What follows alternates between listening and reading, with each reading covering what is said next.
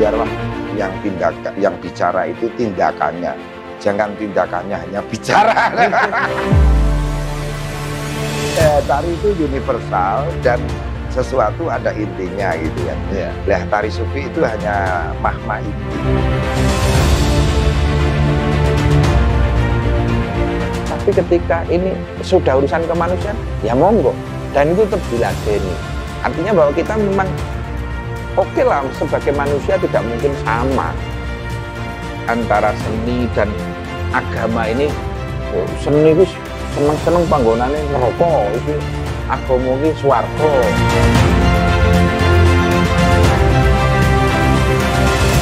Assalamualaikum warahmatullahi wabarakatuh. Kepada teman-teman semua sebangsa, setanah air, juga semanusia. Ini kalimat berangkat dari akar didikan NU yang membangun ukhuwah diniyah, ukhuwah watoniyah, dan ukhuwah basyariah. Walau beda faham dalam lingkup satu agama harus damai. Kemudian walau beda suku agama, kita bingkai dalam lingkup cinta kebangsaan harus damai. Sejauh dan seluas beda negara, beda bangsa, tapi dibingkai dalam kesatuan umatan wahidatan dalam kenasaban manusia. Teman-teman sebangsa setanah air, ini kesempatan yang luar biasa. Saya sudah pernah zaman Mbah Yai Haji Abdurrahman Khudori sering sowan sini, kalau ngaji di lingkungan Tegalrejo juga sowan sini dulu, bahkan beliau seringkali juga memberi sambutan, dan sekarang diganti oleh Gus Yusuf. Saya masih meneruskan tradisi itu, sowan ke Pondok Tegalrejo. Pondok dimanapun ini disebut daerahnya, dan ini membawa pemahaman sosiologi bahwa pondok pesantren mampu membawa lingkup wilayah tersebut seperti Lirboyo, Ploso, Tebuireng, dan tentu nanti akan melebar ke keindonesiaan. Karena apa? Indonesia ini sebenarnya diteliti oleh Dr. Nurholis Majid, pendidikan asli adalah pesantren. Dan pesantren sekarang di tengah pandemi ini, di tengah pola pendidikan kurikulum yang jelasnya itu tidak jelas, itu menggiring sistem kepada pesantren yang lebih solid, lebih aman, dan terkendali dari sisi edukasi kemasyarakatan sebagai subkultur. Dan kali ini saya sowan kepada Gus Yusuf. Gus, assalamualaikum. Salam. Kita sowan lagi, ini sering merepotkan, Gus.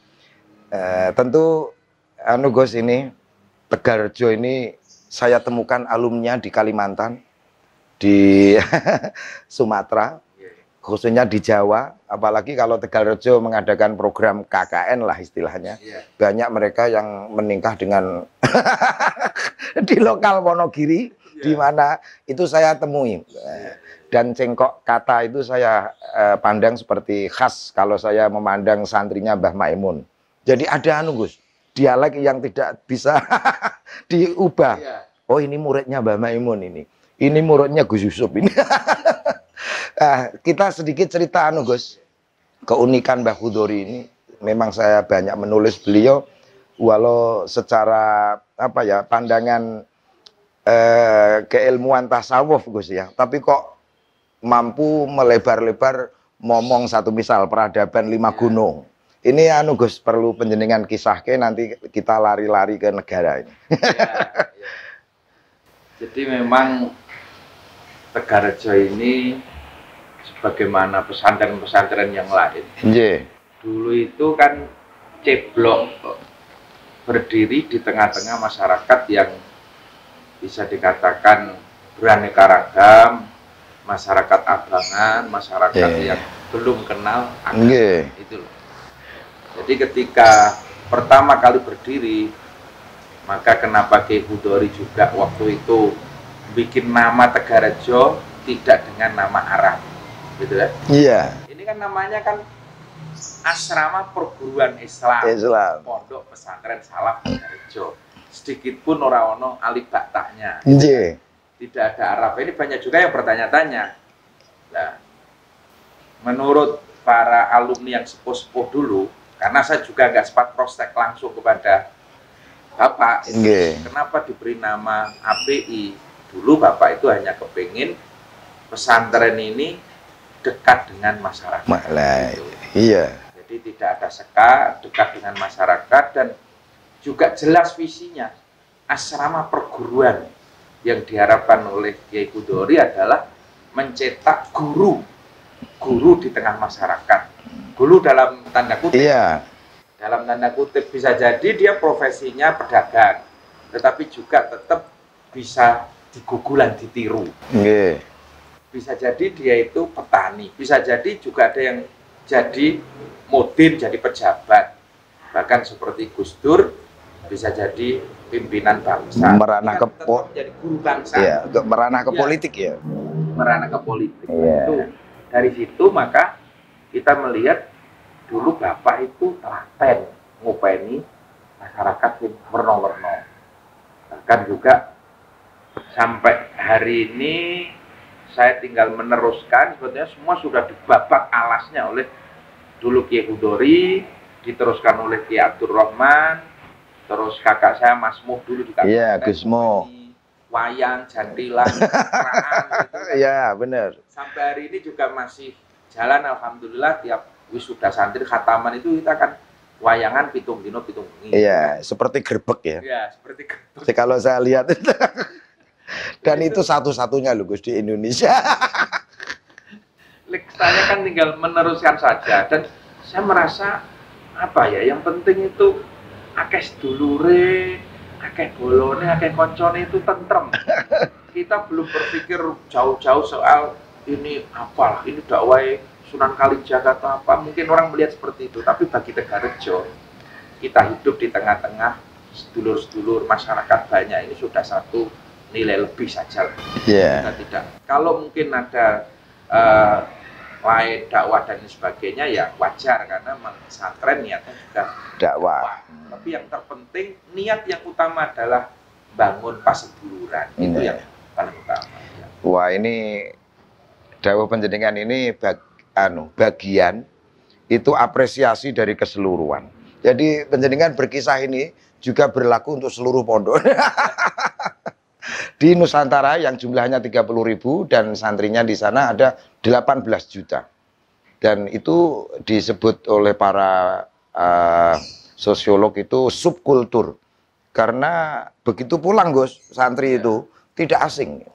Karena di pondok sudah ada pembinaan ini. Sampai melebar-lebar dulu Gus, ini mulai meracik ke internasional. Era dulu kan komunikasi belum seperti ini. Kok ngurusi Ka'bah yang dulu punya masalah makam Hijaz itu loh. Nah, seperti itu sudah internasional kan berarti.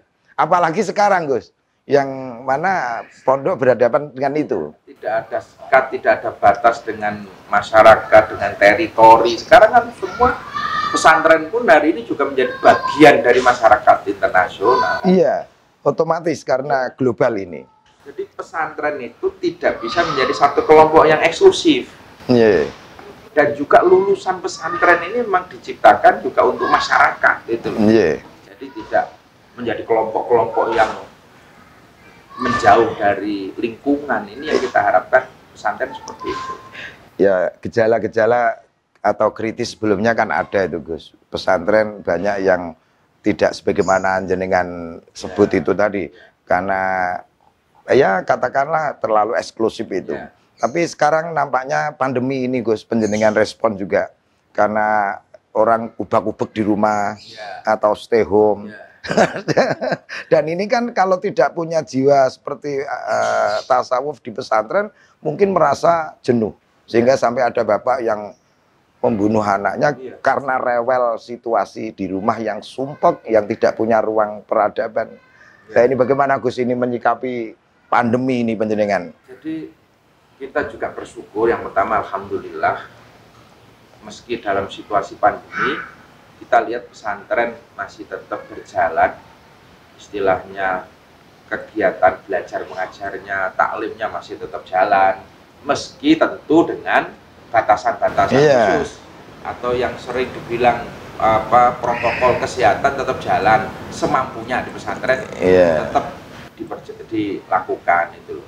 Dan watak dasar pesantren itu adalah mandiri. Kita ini apa yang terbaik untuk masyarakat kita lakukan. Dan pesantren selalu menjadi solusi. Maka ini kan masih dalam suasana hari santri. Resolusi jihad itu adalah solusi yang dipersembahkan pesantren untuk bangsa. Ketika melihat ancaman masuknya lagi penjajah, terus Jakarta terjadi kebuntuan, Bung Karno akhirnya matur pada Mbah Hasyim. Mbah Hasyim akhirnya musyawarah dengan para kiai, keluarlah fatwa resolusi jihad. Yang ini menjadi solusi yang akhirnya menggerakkan seluruh, tidak hanya santri tapi entitas masyarakat, arek-arek Surabaya. Jadi peristiwa 10 November. Nah, ini solusi yang keluar dari pesantren. Maka di tengah pandemi ini juga sama sebetulnya. Ketika terjadi stagnasi pendidikan, sekolah, kampus, lembaga-lembaga pendidikan yang lain, PSJJ, jarak jauh, online, tidak berani tatap muka, maka pesantren ya bismillah. Karena di pesantren ya tetap belajar ini harus wajhan biwajhin. Harus ketemu dengan kiai, ketemu dengan guru. Meski hari ini tetap kita jaga jarak sih maune sorogan depan-depan ke guru, saya kira udah sedikit. Juga tadinya langsung, sekarang juga santri pakai masker atau apa. Tetapi itu harus berani, harus ada keberanian, tidak terus kita tunduk dengan situasi. Padahal jasad ini jarak sebenarnya. Dalam kaitan kesatuan hati. Ini Gus, resolusi jihad kemenangan bagi NU kan kemenangan bagi kemanusiaan. Juga itu loh yang sulit ditiru oleh siapapun di dunia internasional, karena saya melihat ini berkaitan internasional tadi. Negara datang ke sini, negara lain belajarnya malah ke NU soal diniyah, diniyah, watonnya basyariah. Ini mungkin penjaringan lebih tahu karena di PBNU itu loh Gus. Itu mereka tanya kepada PBNU untuk pola pendidikan ini. Kok tidak ke negara ini? Nah itu loh yang disebut Martin van Brusen dulu. Meneng-meneng pesantren itu kok seperti negara dalam negara. Karena punya gawe besar nggak usah minta siapapun. Ternyata murid nggak jagung, nggak beras, nggak gula, event-event besar. Dan itu yang jenengan sebut kemandirian. Sampai sekarang masih Gus? Sampai sekarang alhamdulillah masih gitu loh. Seperti khataman di sini. Kita melihat teman-teman kesenian dari wayang, ketoprak, terus jandilan sampai itu datang dengan kebahagiaan. Kiai, kula niku sagetin jantil. Gitu. Saya ingin urune nopo nggih, urune kula tarian. Pedagang petani dari Wonosobo datang ke sini bawa satu kol kentang, kubis sayur-sayuran. Kiai, kula gadahi kubis sayuran. Nah, akhirnya pesantren menjadi titik temu seluruh masyarakat untuk membawa bahasa kebahagiaan, kegembiraannya. Ini yang tetap kita pertahankan. Memang sebenarnya ada satu yang sekarang sudah nggak bisa dipertahankan. Dulu itu di sini tiap khataman itu kan pakai terataknya itu dari bambu. Iya Gus. Dari bambu. Jadi ada satu desa ini yang turun temurun pokoknya urusan teratak, iki urusannya wong getok, desa getok. Ini turun temurun urusan bambu, masang pring. Nah, sekarang semua berganti menjadi teratak besi. Wah ini mau disolangin kok saat ini apa urune Gus nyambut gawe ini. Yang di belakang di dapur yang masak itu turun temurun sudah sampai sekarang 3 generasi itu dari Bantul. Datang ke sini 2 bis tiap hari kalau mau khataman itu. Langsung ambil posisi, tidak di depan tapi langsung di belakang, terus bawa peso, bawa apa? Rajang-rajang, semua ibu-ibu dari Bantul. Kalau orang Jawa belakang, Gus. Dapur itu kan sebenarnya untuk di depan. Iya. Sehingga dapur itu kalau orang Jawa ngarani rai. Apa yang di belakang ternyata untuk yang di depan. Dapurmu. Anu Gus, ini tambah menarik ini teman-teman. Berkaitan ngomong pesantren, karena pesantren itu tadi disebut para pengamat subkultur. Jadi bagaimana anak-anak itu terpola secara otomatis di tengah kesehariannya di pesantren, dan itu nanti seketika dia pulang ke taman, pulang ke masyarakat, dia tidak asing atas pola subkultur di pesantren itu. Dan tentu Gus, ini urusan urip kan tidak hanya urusan ya budaya, urusan seni, urusan diniyah, tapi ada siasah yang bagaimana siasah tapi disenikan ngono lho Gus. Sing dipoles halus, politik yang halus. Nah ini jenengan perlu ada masukan soal ini. Soalnya sekarang ketika dia masih dalam posisi subjektivisme partai, masih saja ketika dalam kenegarawan dia mengedepankan ini ya, ini menjadi klis gitu loh Gus. Sebetulnya kita menyepakati apa yang disampaikan oleh Gus Dur, bahwa di atas politik ada kemanusiaan. Yes. Nah, di atas politik ada kemanusiaan itu. Yeah. Kalau kita sudah berbicara kemanusiaan, sebetulnya itu sudah melompati pagar-pagar apapun gitu. Gus Dur itu pernah cerita ketika di Tegarjo. Karena alumni ya? Iya, karena alumni. Gus, waktu itu saya dihentikan. Kulo riyen nate di Dawe Romo, kalau manggil kiai di sini kan Romo. Iya. Di Dawe Romo. Ketika waktu itu ada tamu di pendopo sini, terus Gus Dur di belakang sama bapak itu. Santri-santri disuruh nyugui, disuruh apa istilahnya menghormat, nata kita rujukan. Setelah itu Gus Dur ditanya sama bapak itu, Gus, ngerti ora tamu sing nang ngarep sing gedhe ngendikane sapa kae? Gus Dur jawab, mboten Romo. Aja ngomong, kae iki pengurus PKI. Wingi nembung nyambut pendopo damel rapat. Nah, itu. Dan itu disuguh memang kewajiban pesantren itu, sebagaimana dawuh Kanjeng Nabi itu kan ngurmati tamu, siapapun tamu. Melintasi primordial dia. Jadi waktu itu pendopo aula sini ini di Magelang itu masih menjadi sesuatu yang apa ya, tempat yang kalau bahasa sekarang mungkin mewah lah. Kan dulu sering dari kabupaten nyilih pendopo damel rapat, sampai PKI rapat nyilih pendopo pesantren. Mula anune Gus, tadi kan di situ tackle nganti halus untuk ngaji, untuk yang depan ini kan, yang kuno ini kan. Artinya bahwa PKI-nya sendiri pun itu juga percaya bahwa pesantren itu punya nilai kemanusiaan, meskipun pesantren jelas itu dulu ya NU kan, partainya ya partai NU. Tapi ketika ini sudah urusan kemanusiaan, ya monggo. Dan itu tetap diladeni. Artinya bahwa kita memang oke lah, sebagai manusia tidak mungkin sama. Kita pasti punya perbedaan-perbedaan. Tetapi ada di atas perbedaan itu namanya kemanusiaan yang harus tetap digunakan. Jadi berpolitik silahkan, tapi akal waras ini tetap harus dijaga kan. Iya. Ya itu kan.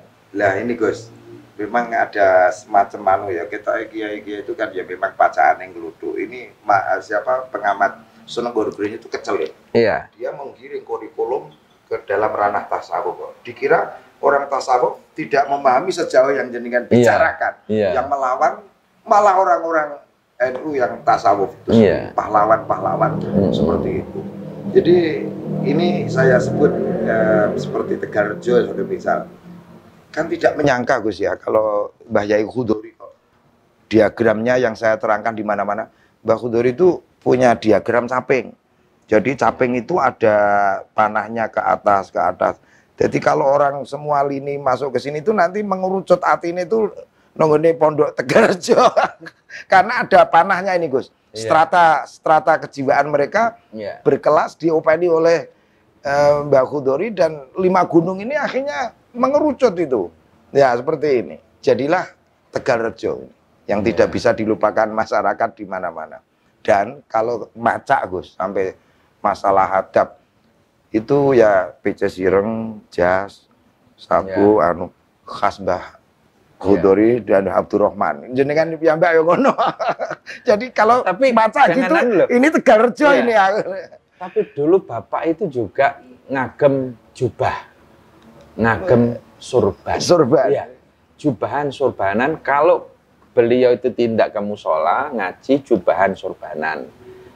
Ke masjid Jumatan juga seperti itu. Tapi ketika nemoni tamu, Bapak itu ya surjanan. Nggih. Bahkan kalau sampai saya diceritain ibu itu, kalau mau ada tamu dari pemerintah, waktu itu ada apa residen atau apa, itu ngelegake, bengi kon miru. Pernah gitu? Jare, iya, diwiru jare. Kersane pripun to, Pak? Ya gawe nglegani tamu-tamu kuwi. Tamu nek weruh ngono ki, oh berarti kiai padha kalih kula. Nah, itu sudah satu apa ya menurut saya bahasa tersendiri. Ketika kita itu datang mertamu kok weruh tamune padha kaosane kan terus santai gitu kan. Kita nggak berpikir macam-macam. Tindakan itu sudah berbicara. Ini dari pakaian sudah sebagai satu penghormatan. Pemerintah datang, biasanya zaman dulu wironan nganggo surjan, weruh sing di omah jubahan kan mesti ada jarak sendiri. Maka dulu saya diceritain ibu itu aku bengi dikon dawuhi bapak kon miru jarik sesuk arep diagem gawe nemoni residen. Nah ini kan bagaimana? Jadi cara menghormati tamu itu kan tidak harus dengan apa ya? Wong dengan senyuman aja udah cukup. Dengan wajah yang berseri, dengan pakaian itu sudah simbol lah. Dan itu saya jadikan tudingan, Gus. Ya. Kalau bukan karena keluasan dan kedalaman ilmu, tidak akan melahirkan bijak seperti itu. Iya. Dan ini Gus, obrolan singkat ini mungkin akan dicerna oleh teman-teman sebagai wacana dakwah di Nusantara kita ini. Iya. Dan saya berharap Tegalrejo dengan pola-pola yang sama dimanapun, yang saya sebut bagian itu apresiasi dari keseluruhan, sebagaimana Lirboyo, sebagaimana Ploso, sebagaimana Tebu Ireng, juga daerah lain yang jenengan kenal pakai nama di mana, Gus? Kan nama itu ya, memang itu kan khas ya. Iya, jadi pesantren itu rela namanya tidak terkenal. Yang terkenal biar nama desanya, gitu kan? Iya, wilayah. Ya itu Tegalrejo, Tebu Ireng, Pacul, Goang, Lasem, Kerapiak. Itu sebagaimana kita. Biar yang terkenal itu Indonesianya lah, bukan Tegalrejonya, bukan nama pesantrennya. Orang nggak kenal Tebu Ireng jeneng asli apa pondok kan nggak kenal. Lirboyo Hidayatul tadinya nggak terkenal. Terkenal Lirboyo nih.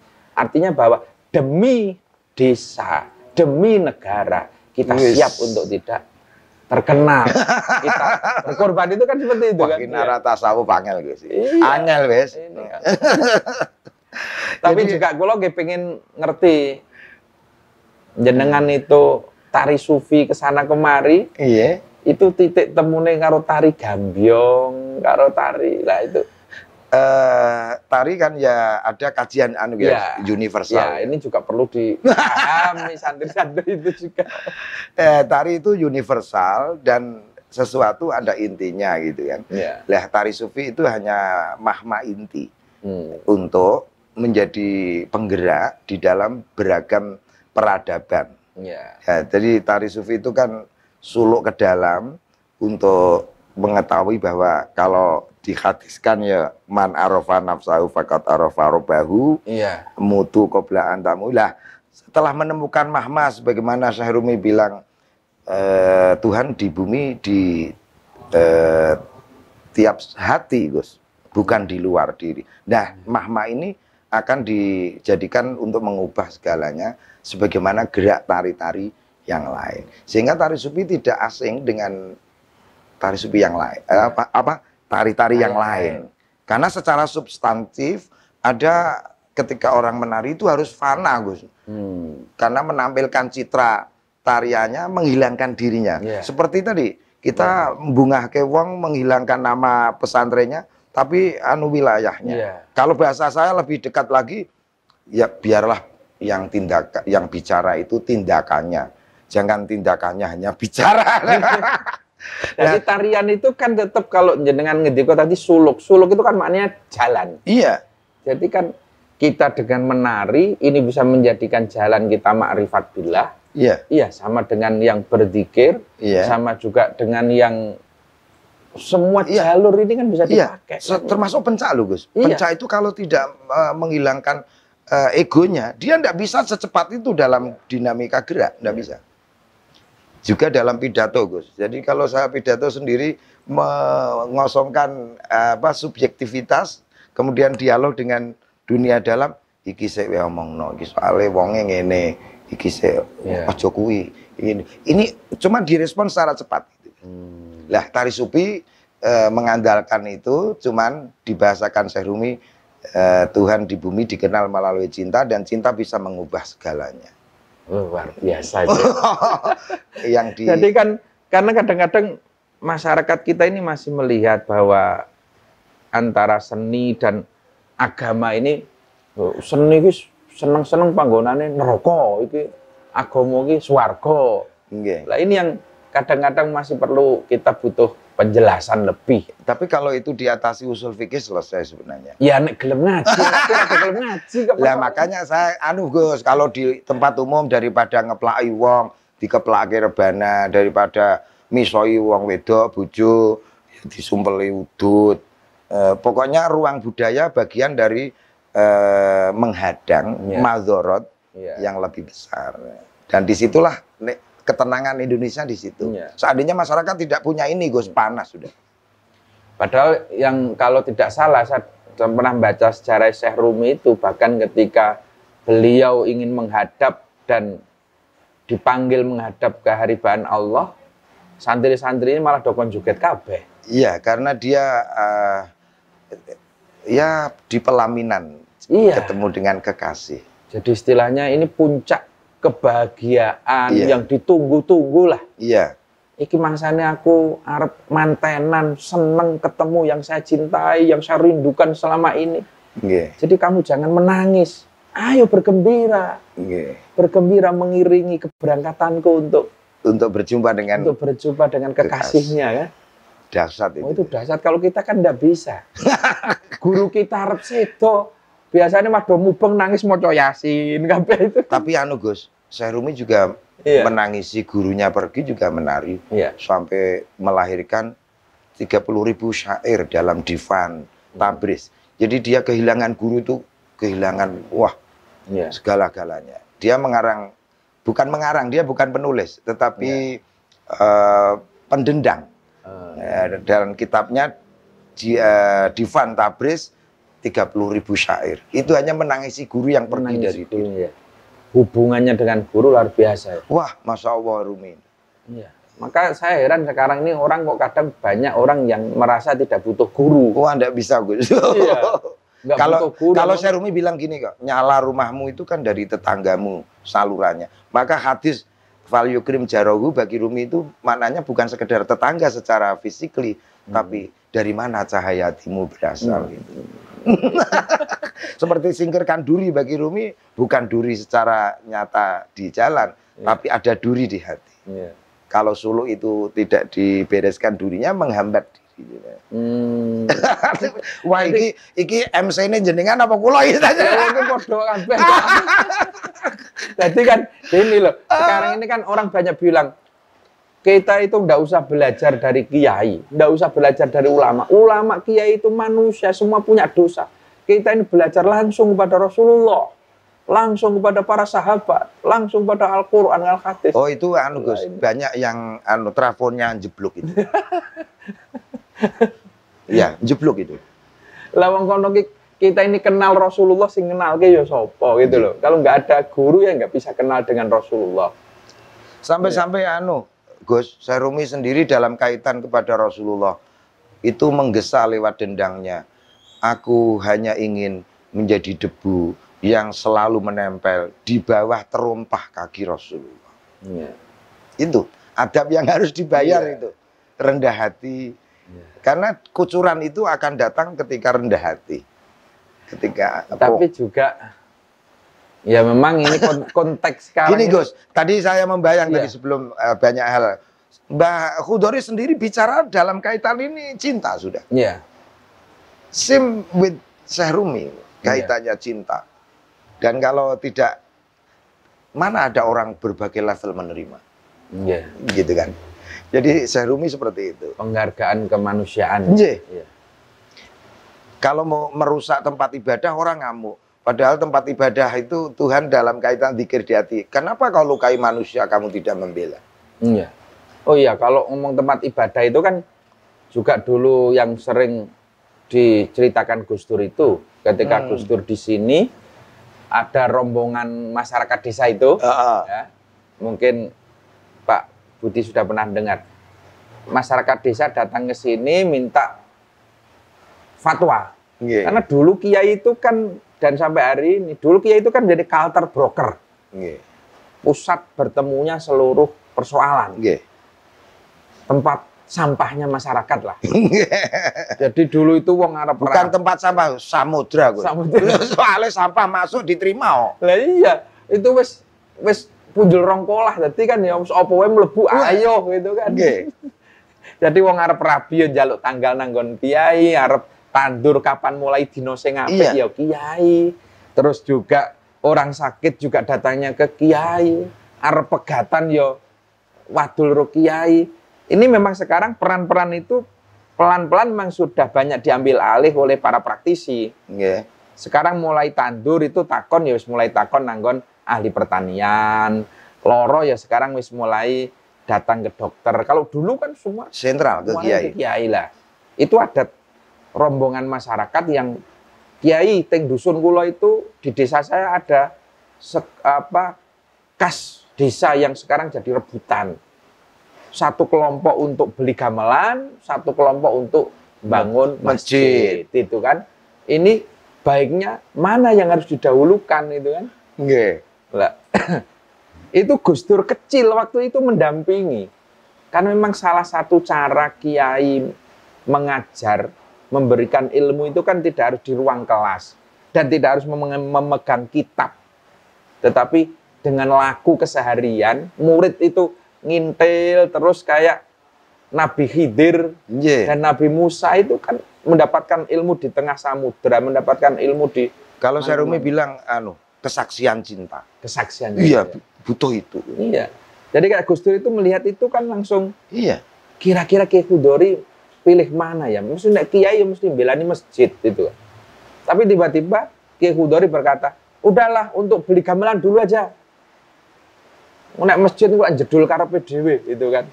Nah, itu karena Pak Kiai Khudori berpikir ketika masyarakat itu guyup, rukun, kompak, ini masjid pasti akan tumbuh dengan sendirinya.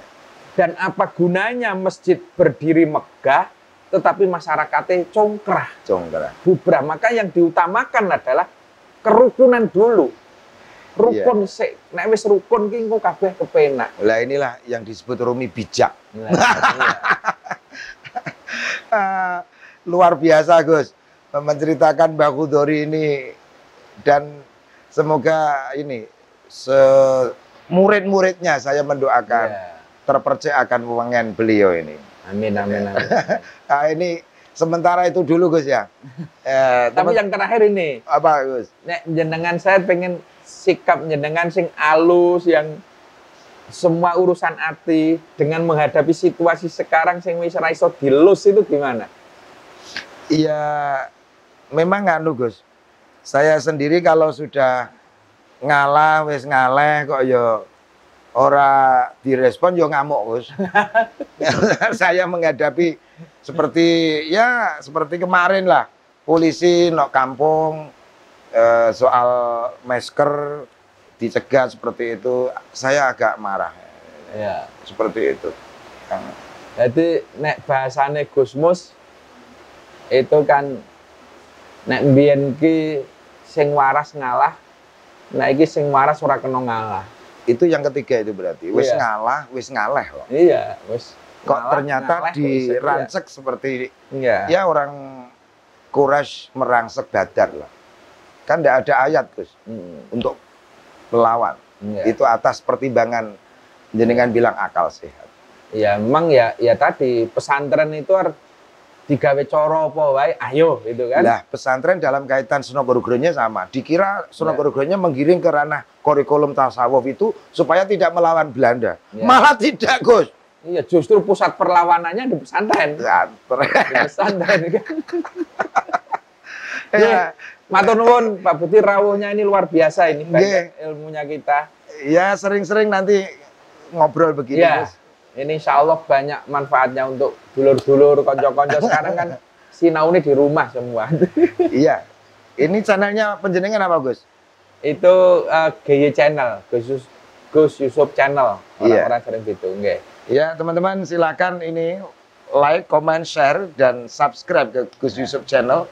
Dan kita akan mengetahui mozaik peradaban Nusantara yang adiluhung, sebagaimana yang dimiliki oleh pesantren. Dan peneliti Jepang juga sudah mengakui bahwa kalau Indonesia tanpa kehadiran kiai sudah rusak kemarin-kemarin. Ya. Gitu, Gus. Oh iya. Dan itu sangat real. Apalagi sistem sekarang, pandemi ini. Kalau tidak ke pesantren, bisa berabil. Dan saya juga nunut ini, Gus. Silakan Silakan channelnya apa? Kiai Budi Channel. Rekan-rekan, kalau Anda pengen tahu lebih banyak tentang sufi, tentang cinta, Ya, juga peradaban Nusantara. peradaban Nusantara, bahkan peradaban dunia, Iya. ya simak terus di Kiai Budi Channel. Iya. Jangan lupa sodakoh digitalnya subscribe. Iya, saya juga sama. Sedekah subscribe. Oke, Gus, semangat, Gus. Matur nuwun. Ya, Ajib ini Tegalrejo. Allah masukeh ini. Sugih santri sekarang 6.000. Alhamdulillah. Saya dulu sowan Gus Abdurrahman Hudori 3.000 dulu. Ya. Sekarang katanya 6. Alhamdulillah. Nggih. Yang penting alhamdulillah lah. Ini terakhir, Gus. Iya. Kula suwun melu I love you, Gus. Gitu ya. Teko atas, Gus. Ini Oh. drijinya, kemudian jempolnya ke bawah. Ini. Wah, mohon. Matur nuwun dan sekian, sampai ketemu dalam episode yang lain. Wallahu muwaffiq ila aqwamit thoriq. Assalamualaikum warahmatullahi wabarakatuh.